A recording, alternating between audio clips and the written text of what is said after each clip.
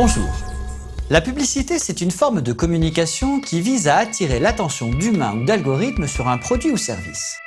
Mais qu'est-ce qui fait qu'une marque de chocolat marche mieux qu'une autre? Le marketing.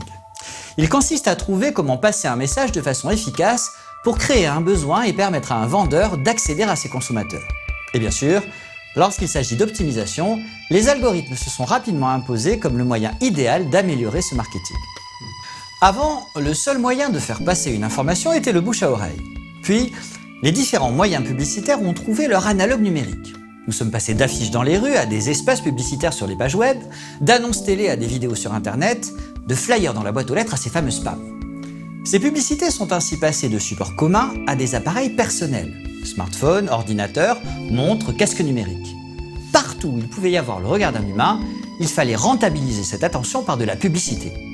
Tenez, je repense d'ailleurs à ce pauvre garçon qui était tombé amoureux d'une fille dans la rue avant de se rendre compte qu'il s'agissait d'un hologramme, une vulgaire pub pour du shampoing. Pour que la publicité fonctionne, il s'agissait de comprendre les consommateurs, leurs envies et leurs craintes. Une tendance générale qui s'est accentuée au début du XXIe siècle était le fear of missing out, la peur de manquer quelque chose. En effet, une immense majorité des humains de l'époque avaient peur de laisser passer un événement important ou de laisser une promotion expirer. Du coup, personne n'osait désactiver les notifications.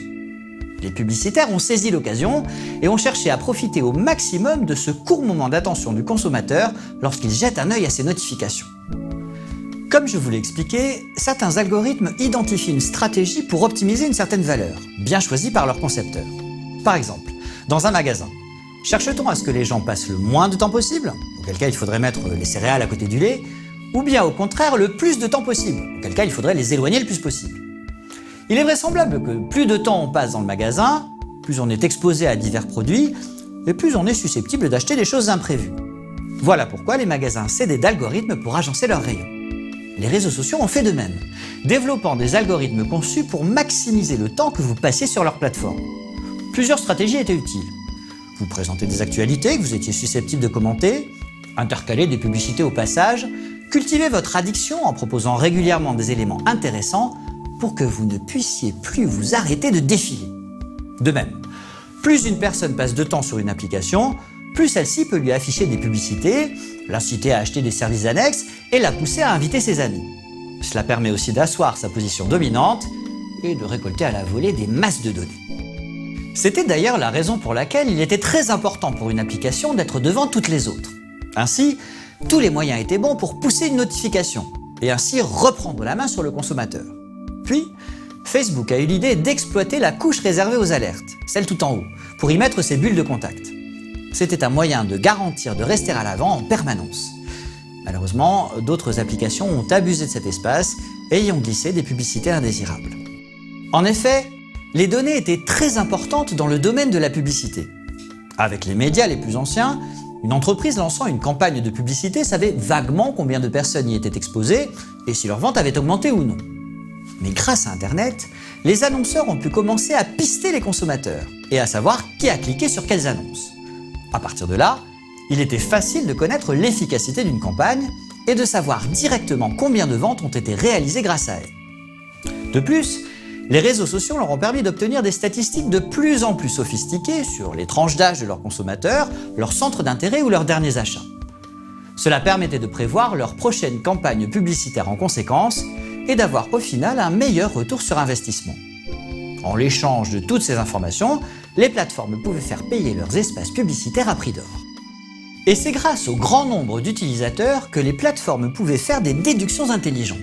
Par exemple, un site d'e-commerce pouvait recommander des produits à ses utilisateurs sur la simple base des habitudes de consommation des autres utilisateurs. Plus besoin d'étiqueter et de catégoriser chaque produit, l'intelligence collective s'en chargeait.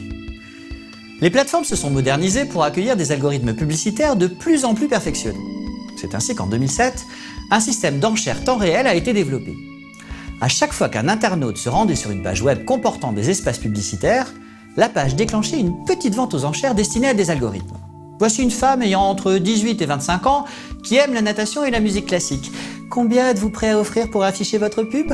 En quelques millisecondes, l'algorithme le plus offrant remportait l'emplacement publicitaire. Déjà à l'époque, on affectait une valeur à chaque personne. Les publicitaires ne manquaient jamais d'imagination. Assez rapidement, après la sortie de Pokémon Go en 2016, les développeurs Niantic ont été accusés de tirer parti de la popularité du jeu pour le monétiser. Imaginez un peu tout ce qu'on pouvait faire avec un jeu comme celui-ci. Par exemple, faire apparaître des Pokémon rares juste devant des restaurants pour en booster la fréquentation, ce qui aurait été un véritable scandale. Maintenant que j'y pense, c'est vrai que mon grand-père, qui adorait jouer à Pokémon Go, m'amenait toujours manger dans le même restaurant de sushi. Coïncidence ? La publicité a été une part importante des succès commerciaux des 20e et 21e siècles.